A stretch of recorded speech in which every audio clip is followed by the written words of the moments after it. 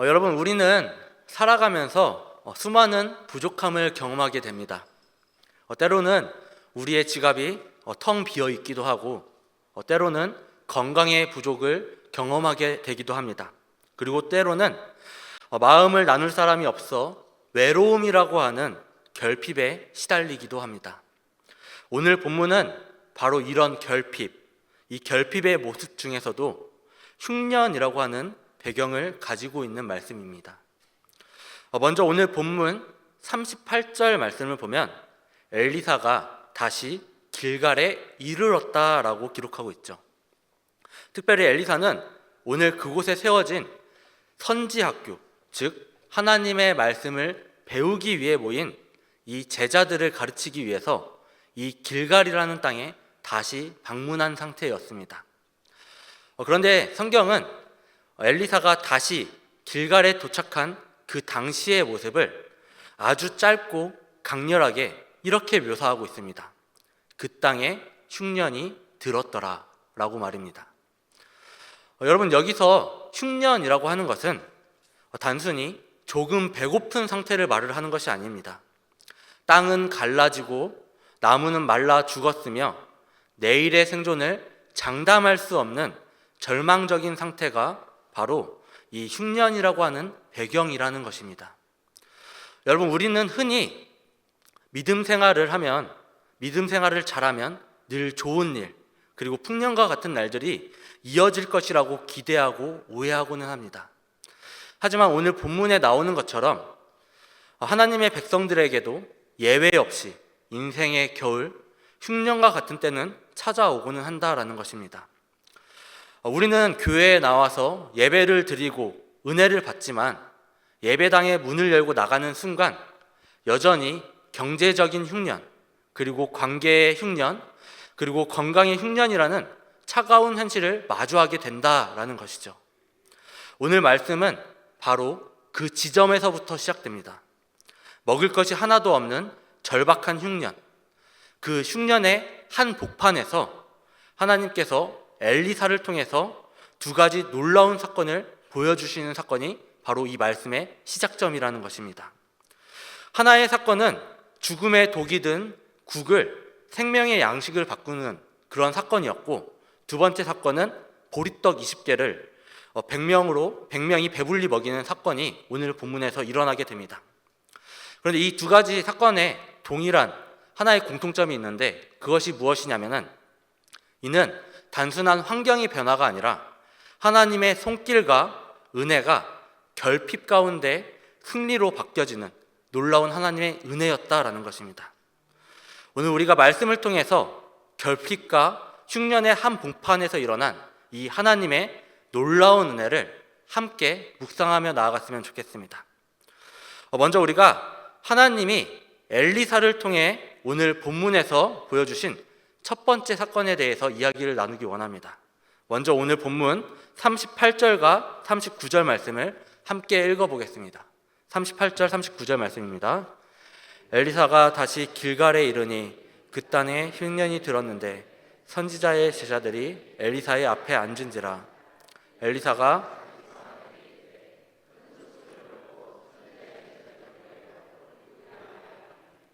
한 사람이 채소를 캐러 들에 나가 들포도 덩굴을 만나 그것에서 들어왁을 따서 옷자락에 채워가지고 돌아와 썰어 국소리는 속에 놓되 그들은 무엇인지 알지 못한지라. 아멘.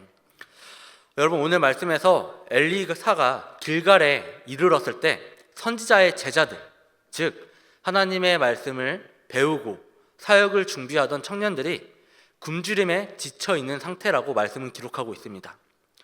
그렇기에 스승인 엘리사는 그들을 긍휼히 여겨서 사환에게 한 가지 명령을 합니다.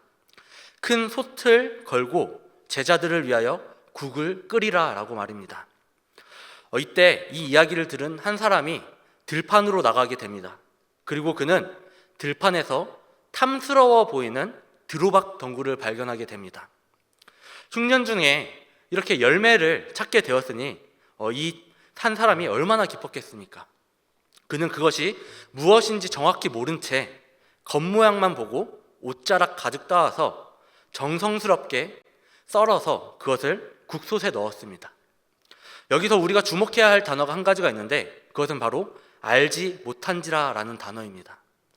여러분, 이 사람이 가져온 것은 독이 든 들호박이었습니다. 그러나 이 사람이 이 들호박이 독이 들었다라는 것을 알고 이 들호박을 가득 가져온 것일까요? 아니라는 것이죠. 이 들호박을 가져온 것은 결코 나쁜 마음으로 가져온 것이 아니라 제자들을 배불리 먹이겠다라는 마음으로 이 들호박을 가져왔다라는 것입니다. 이 사람은 누구보다 열심히 들판에 나가서 뛰어다녔고 또 누구보다 많이 그 들호박을 따왔습니다. 그러나 여기서 중요한 것은 그것이 무엇인지 알지 못한 상태에서의 열심이었다라는 것입니다. 무엇인지 알지 못한 상태에서의 이 열심이 결국에 비극을 가져오는 일이 되었다라는 것이죠. 다 같이 40절 말씀을 다시 한번 읽어볼까요? 40절 말씀 다 같이 읽어보겠습니다. 이에 퍼다가 무리에게 주어 먹게 하였더니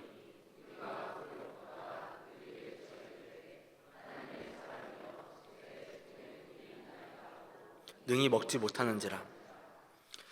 여러분, 이 40절 말씀에 나오는 것처럼 무엇인지 알지 못한 상태로 가져온 한 사람의 열심이 죽음의 독이 든 국을 만드는 비극을 가져오게 되었습니다. 여러분, 한 사람이 열심으로 들호박을 가져온 것처럼 우리 인생도 마찬가지라는 생각이 듭니다. 우리는 참으로 열심히 삽니다. 자녀를 위해, 가정을 위해, 그리고 내 미래를 위해 세상이라고 하는 들판에 나가서 무엇인가를 열심히 하고 무엇인가를 가득 따온다라는 것이죠. 이것만 있으면 우리 가족이 배부르겠지, 이 성공만 얻으면 우리 문제가 해결되겠지라는 이런 확신에 차서 그것을 우리 인생의 솥에 쏟아붓는다라는 것입니다. 하지만 여러분, 오늘 말씀에 나오는 것처럼 우리가 그것이 무엇인지 알지 못한 상태에서 열심히 그것을 따온다라면 그것은 오히려 우리에게 독이 되어질 수도 있다라는 것입니다. 하나님의 말씀이라는 기준 없이, 분별력 없이 따온 들호박은 결국에 우리 인생 전체를 망가뜨리는 독이 될 수 있음을 우리는 이 말씀을 통해서 기억해야 한다라는 것입니다. 말씀을 이어서 보도록 하겠습니다. 여러분, 오늘 제자들은 결국에 먹기를 중단할 수밖에 없었습니다. 배고픔을 달래렸었던 그 소망이 독이 든 국으로 인하여 순식간에 죽음의 공포로 바뀌게 되었다라는 것입니다. 이것이 바로 세상이 주는 달콤함의 끝입니다. 세상에서 따온 들호박은 처음에는 그럴듯해 보이고 맛있어 보이지만 결국에 우리 영혼을 마비시키고 우리의 공동체를 파괴하는 맹독으로 변할 수 있다라는 것입니다. 사랑하는 성도 여러분, 지금 우리의 인생 숯에는 어떤 국이 끓고 있습니까? 열심히 끓여 놓았는데 막상 맛을 보니까 도저히 먹을 수 없는 죽음의 독이 퍼져 있지는 않은지 우리는 돌아봐야 합니다. 성공만 하면 행복할 줄 알았는데 그 성공 때문에 혹시나 하나님과 멀어지는 독이 되지는 않았는지, 이익을 위해서 우리가 타협을 했는데 그 선택이 내 양심을 죽이는 독이 되지는 않았는지 우리는 돌아봐야 한다는 것입니다. 그리고 이런 절망의 순간이 우리에게 찾아온다면 우리가 해야 될 일은 단 한 가지입니다. 오늘 본문의 제자들처럼 하나님의 사람을 향해, 즉 하나님을 향해 부르짖는 것입니다. 내 힘으로 해독할 수 없다라는 것을 우리가 인정하고 주님께 매달려야 한다라는 것이죠. 그리고 그때 하나님께서는 우리에게 은혜를 끼치실 것이라는 것입니다. 다 같이 41절 말씀을 함께 읽어보도록 하겠습니다. 엘리사가 이르되 그러면 가루를 가져오라 하여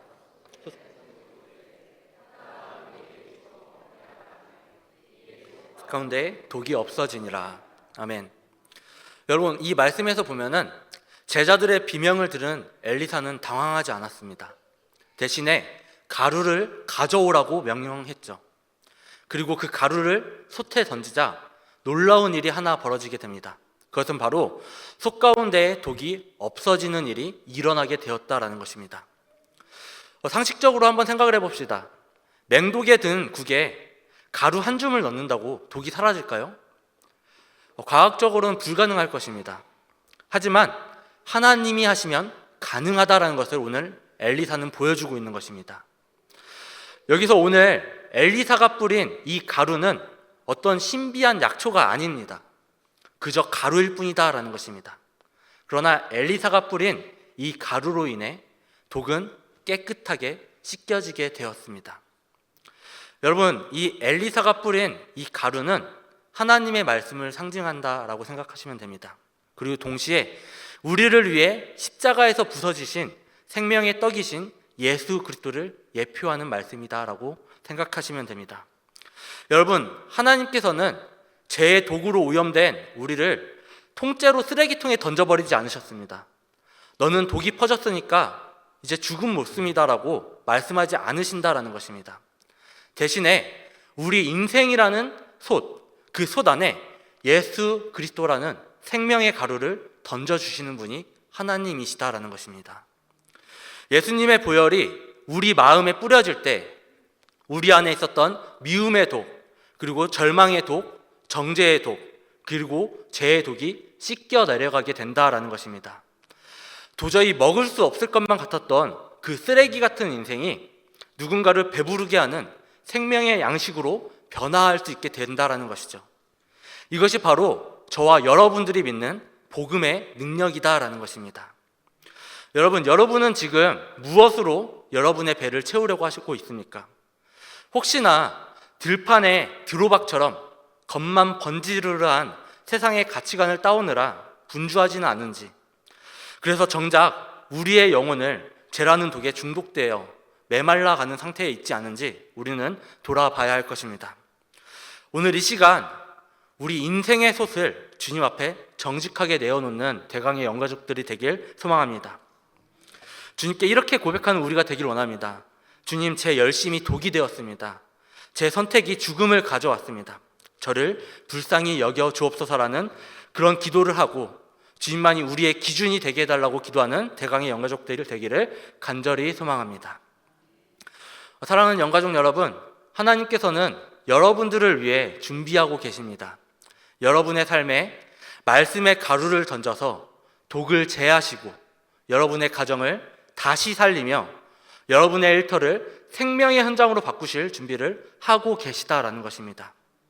독이 든 인생을 생명의 잔치로 바꾸시는 이 하나님의 능력을 오늘 이 시간 온전히 신뢰하며 나가는 주님의 자녀들이 되기를 간절히 축복합니다. 이번에는 하나님이 행하신 두 번째 기적을 함께 나누기를 원하는데요. 앞선 기적에서는 우리가 독이라고 하는 질적인 문제를 해결하시는 이 하나님의 능력을 보았다면, 이제 이어지는 말씀에서는 부족함이라는 이 양적인 문제를 해결하시는 하나님의 말씀을 우리가 함께 나누기를 원합니다. 다 같이 42절 말씀을 함께 읽어보겠습니다. 42절 말씀입니다. 한 사람이 바알 살리사에서부터 와서 처음 만든 떡 곧 보리떡 20개와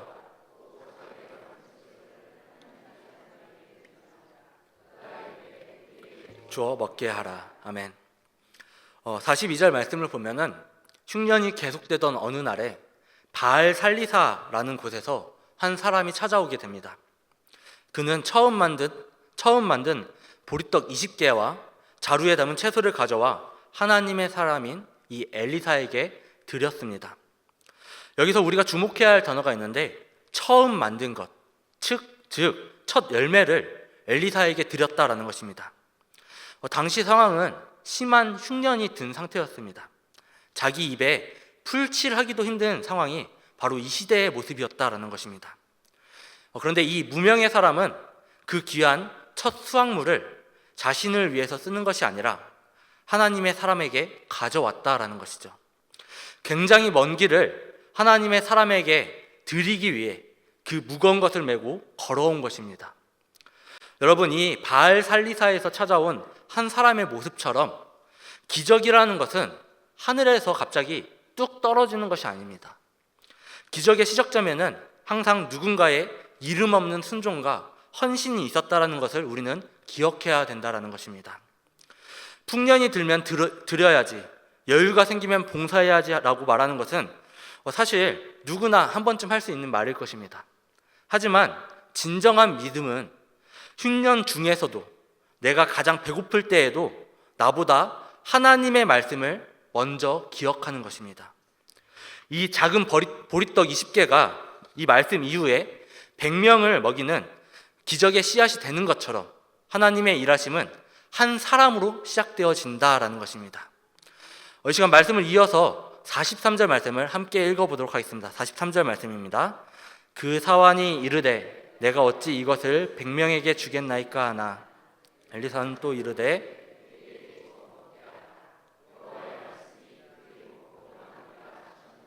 아멘.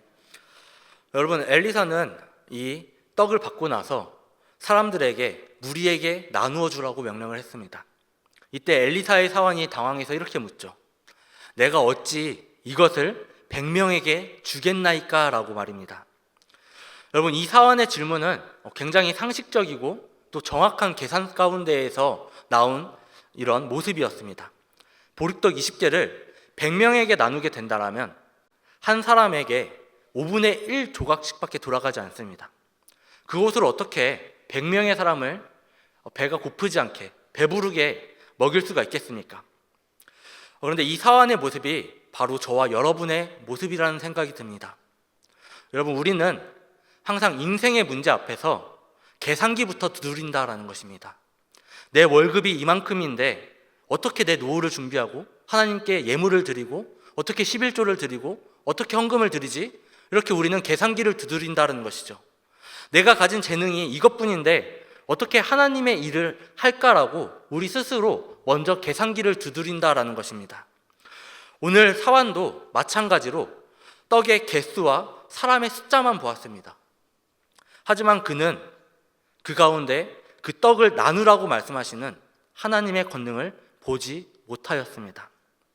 여러분, 기적이라고 하는 것은 우리의 계산이 끝나는 그 시점부터 시작되어집니다.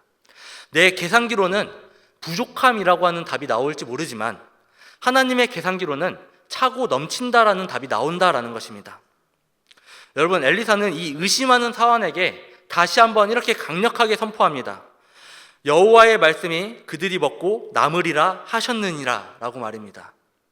여기서 엘리사의 확신은 자기 능력이 아니라 자기 계산기가 아니라 하나님의 말씀에 근거한 것이었습니다.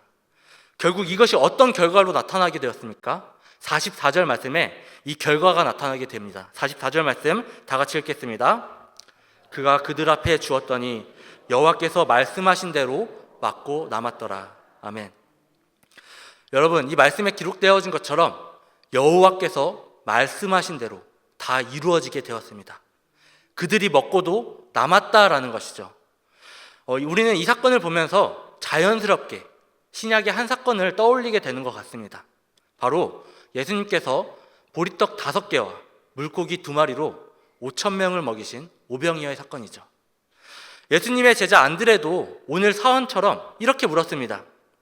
이것이 이 많은 사람에게 얼마나 되겠사옵나이까? 라고 말입니다. 그러나 예수님께서는 어떻게 하셨습니까? 그 작은 것을 축사하시고 나누어 주셨고 5,000명이 먹고도 12바구니에 남는 놀라운 이적을 보여주셨습니다. 여러분, 이 메시지가 우리에게 보여주는 그 말씀은 명확합니다. 구약의 엘리사를 통해 역사하신 이 하나님이 바로 신약의 예수 그리스도이시며 그분이 오늘 우리의 삶을 책임지시는 동일한 하나님이시다라는 것입니다. 하나님은 우리를 굶겨 죽이시는 분이 아닙니다. 하나님께서는 우리의 부족함을 아시고 하나님의 방법으로 반드시 우리를 채우시는 공급자이시다라는 것입니다. 사랑하는 성도 여러분, 오늘 우리는 무엇을 도려하고 있습니까? 혹시 내 손에 쥐어진 보리떡이 너무나 작아서 사원처럼 어떻게 이것으로 살겠느냐라고 한탄하고 있지는 않는가? 우리는 돌아봐야 할 것 같습니다. 여러분, 기적의 비결은 너무나 단순합니다. 첫 번째는 흉년 중에서도 하나님께 드리는 이 첫 열매의 믿음을 회복하는 것입니다. 그리고 또한 내 계산기를 내려놓고 하나님의 말씀을 앞세웠을 때 하나님의 기적이 우리에게 나타나게 될 것입니다. 부족하다고 말하는 것이 아니라 하나님의 말씀대로 나누어 주었을 때 하나님께서는 우리에게 역사하실 것이다라는 것입니다. 여러분이 하나님의 말씀을 믿고 여러분의 작은 것을 나누기 시작할 때 하나님께서는 여러분들의 가정을 먹이시고 여러분의 일터를 채우시며 여러분의 인생 속에 먹고도 남는 풍요의 역사를 허락하실 것이라고 믿습니다. 이번 한 주간 세상의 부족함에 매몰되지 말고 우리를 배불리 먹이시는 이 하나님의 손길을 경험하는 대강의 모든 영가족들 되기를 간절히 축복합니다. 사랑하는 성도 여러분, 오늘 우리는 길갈의 흉년 속에서 일어난 두 가지 기적을 살펴보았습니다. 첫 번째 기적은 우리 인생의 솥에 든 죽음의 독을 제거하시는 하나님의 능력이었습니다. 우리의 무지와 실수로 망가지는 상황일지라도 하나님의 말씀이라는 가루가 뿌려질 때 그것은 생명의 양식이 된다라는 것입니다. 두 번째 기적은 우리의 부족함을 넉넉함으로 바꾸시는 하나님의 공급이었습니다. 내 계산기로는 도저히 답이 나오지 않는 그런 보리떡 20개였지만 하나님의 말씀이 임하자 100명이 배불리 먹고도 남는 역사가 일어난 것이 오늘 말씀의 핵심이었다라는 것입니다. 여러분, 세상 사람들은 흉년이 들면은 굶는 것이 당연하고 힘든 것이 당연하다라고 말합니다. 환경이 어려우면은 절망하는 것이 상식이라고 말을 합니다. 그러나 하나님의 백성은 흉년 중에도 배부를 수가 있습니다. 그 이유가 무엇이냐? 우리가 배부른 이유는 우리가 가진 것이 많아서가 아닙니다. 우리가 똑똑해서 독을 잘 피했기 때문도 아니죠. 그 이유는 오직 하나, 하나님의 말씀대로 여호와께서 말씀하신 대로 이루시는 이 하나님의 손길이 우리의 인생을 붙들고 있기 때문입니다. 내 손에 보리떡이 아무리 작아도 그 뒤에 계신 하나님의 손은 무한하시다라는 것입니다. 내 인생의 솥은 오염되었어도 하나님의 말씀은 그것을 정결케 하시는 놀라운 능력이 있다라는 것입니다. 이제 예배를 마치고 세상에 나가는 여러분들에게 한 가지 권면을 하기를 원합니다. 여러분의 가정에 그리고 일터에 자녀의 문제에 여전히 흉년의 바람이 불고 있을지 모릅니다. 하지만 두려워하지 마시기 바랍니다.